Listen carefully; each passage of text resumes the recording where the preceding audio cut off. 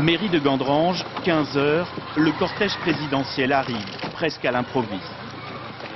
Une visite surprise, une leçon de rattrapage surtout, Alors vous êtes revenu, monsieur. en forme de mea culpa. Je me suis dit, dans le fond, j'ai fait une erreur. Quitte à venir en Lorraine, j'aurais dû venir à Gandrange et à Metz. Et je me suis dit, j'ai dit à mon équipe, eh bien, on va y retourner.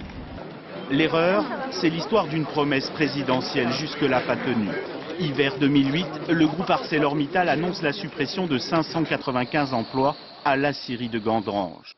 Nicolas Sarkozy arrive en sauveur providentiel.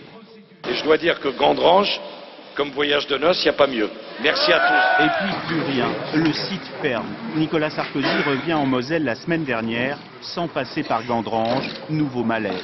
Cet après-midi, réunion de travail avec les élus et syndicats, et toute une série de contrats à la clé. 300 millions d'euros pour la construction de rails de TGV, la venue aussi d'un régiment à Metz, et enfin des discussions avec le groupe Mittal pour sauver Gandrange.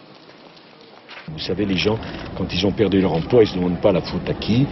Et est-ce que c'était celui de gauche, est-ce que c'était celui de droite, est-ce que c'était celui qui était sur le terrain ou celui qui était en haut de l'échelle? Ils veulent simplement du travail, du pouvoir d'achat et un avenir pour leurs enfants. À la sortie, les syndicats n'auront qu'un mot. À Gandrange, quand on connaît tous les engagements et les promesses qu'il a faites, on est très vigilant.